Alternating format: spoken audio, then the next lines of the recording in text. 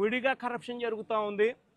పోలీసుల సమక్షంలో, పోలీసుల ఆధ్వర్యంలో మాఫియా ఫామ్ చేసి ప్రతి నియోజకవర్గంలో జరుగుతుంది. నియోజకవర్గంలో ఏ పరిశ్రమ ఉన్నా కూడా ఆ పరిశ్రమ నడుపుకోవాలి అని అంటే ఆ పరిశ్రమ యజమానులు వచ్చి ఎమ్మెల్యేకి ఇంత డబ్బు ఇవ్వాలా, పోలీసులు లేకపోతే ఎమ్మెల్యేని కలసమని చెప్పి ప్రోత్సహించేట్టుగా వీళ్ళు పోయి ప్రెజర్ పెడతారు. ఎమ్మెల్యే మనుషులను పంపిస్తారు, ఫ్యాక్టరీలో ప్రొడక్షన్ ఆగిపోతుంది. ఆ ఎమ్మెల్యేను పోయి యాజమాన్యం పోయి కలిసి ఆయనకు తులమో ఫలమో చేతిలో పెట్టాలా నెల. అందులో ఆయన ఎమ్మెల్యే ఇంత పెట్టుకుంటాడు. డిఐజీ ఆధ్వర్యంలో పోలీసులకు ఇస్తాడు.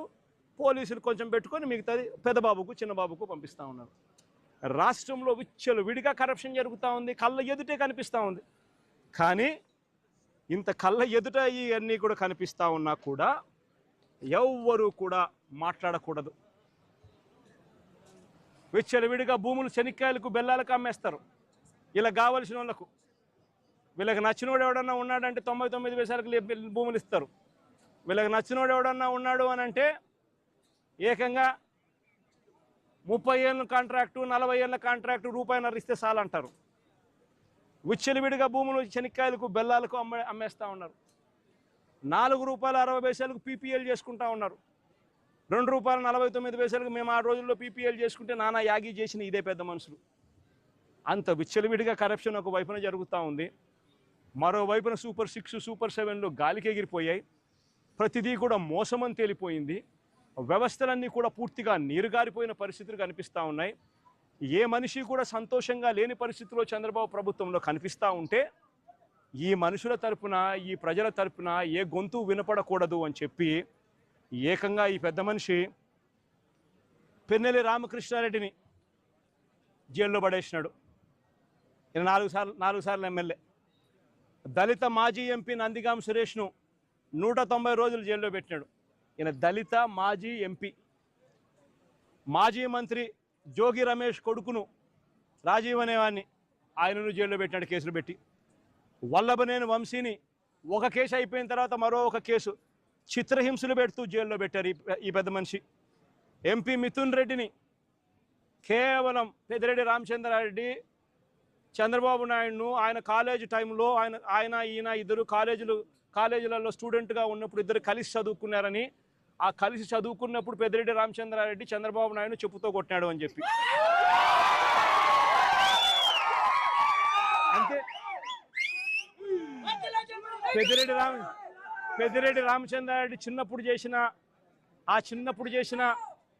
ఆ చిన్న గొడవ చంద్రబాబు నాయుడు మనసులో ఎంతగా నాటుకొని పోయింది అంటే ఏకంగా పెద్దిరెడ్డి రామచంద్రారెడ్డి కొడుకును ఎట్ట తిరిగి జైల్లో పెట్టాలా, పెద్దిరెడ్డి రామచంద్రారెడ్డికి మనక్షోభ కలిగించాలా అని ఎంత సేడిస్టిక్గా ఆయన వ్యవహరిస్తూ ఉన్నాడు అని చెప్పడానికి ఇదొక నిదర్శనం.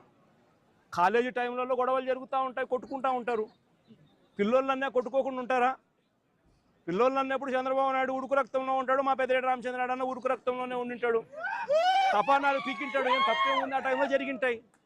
ఆ జరిగిందాన్ని గుర్తుపెట్టుకొని సేడిజంగా ఇన్ని సంవత్సరాల తర్వాత కూడా ఆయన కొడుకును కూడా జైల్లో పెట్టించాలని చెప్పి ఇంతగా తాపత్రయపడతా ఉన్నాడంటే చంద్రబాబు నాయుడు, ఈయన మనిషిలోని విషం, ఈ మనిషిలోని రాక్షసత్వం ఎంతగా ఉంది అని చెప్పడానికి ఇదొక నిదర్శనం. మరొకరు చెవిరెడ్డి భాస్కర్ రెడ్డి. పాపం చెవిరెడ్డి భాస్కర్ రెడ్డి ఏం తప్పు చేసినాడో నాకైతే తెలియదు. కేవలం ఆయన చంద్రగిరి కాన్స్టిట్యున్సీకి ఎమ్మెల్యే కావడం. ఇదే చంద్రగిరి కాన్స్టిట్యున్సీ చంద్రబాబు నాయుడు సొంత కాన్స్టిట్యున్సీ. ఇదే చంద్రబాబు నాయుడు సొంత కాన్స్టిట్యున్సీ చంద్రగిరిలో 1983లో 1978లో ఆయన కాంగ్రెస్ పార్టీలో మంత్రిగా ఉండి పోటీ చేసి 17,000తో ఓడిపోయినాడు చంద్రగిరి కాన్స్టిట్యున్సీలో 1983లో.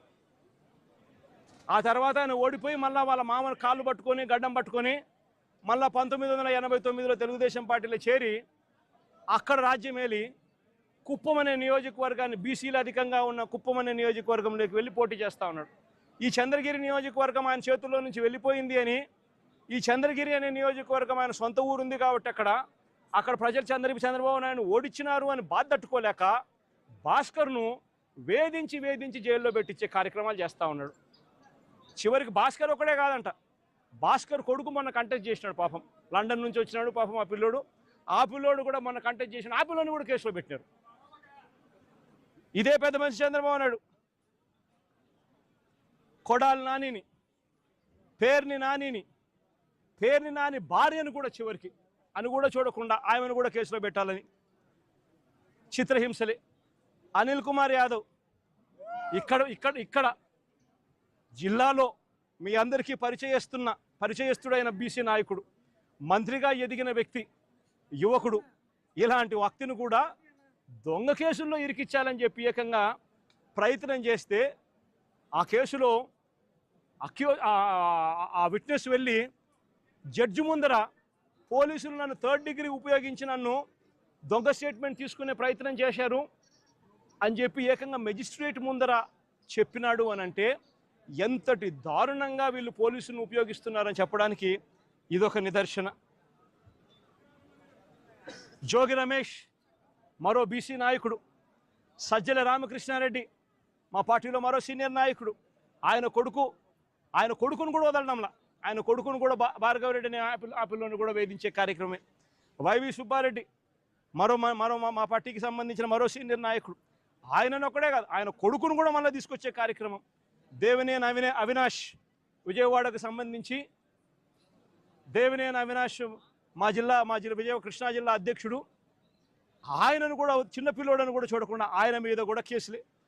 తలసిల రఘురాం, అంబటి రాంబాబు, అంబటి మురళి, విడుదల రజని, దళిత ఎమ్మెల్యే చంద్రశేఖర్, బూచేపల్లె శివప్రసాద్, ఉషశ్రీ చరణ్, తోపదుర్తి ప్రకాష్ రెడ్డి, మాజీ ఎంపీ గోరంట్ల మాధవ్, మేరుగ నాగార్జున్, దాడిశెట్టి రాజా, అబ్బాయి చౌదరి, సుధీర్, సత్తెనపల్లి మన తరఫున పోటీ చేయబోతా ఉన్న క్యాండిడేట్, లేళ్ల అప్పిరెడ్డి, గోపిరెడ్డి శ్రీనివాసరెడ్డి, సిదిరి అప్పలరాజు, మరో బీసీ మంత్రి ఉప్పాల రాము, మన ZP chairman Uppala Harika husband, Mondithoka Arun మన పార్టీకి సంబంధించిన ఎమ్మెల్సీ దళితుడు. ఈ నాయకులందరి మీద కూడా తప్పుడు కేసులే. మా ప్రతాప్ అన్న కూడా ఇక్కడే ఉన్నాడు. ప్రతాప్ అన్న కూడా మీద కూడా ఇంకో తప్పుడు కేసు. ఇవి కాక ఇతర నాయకుల మీద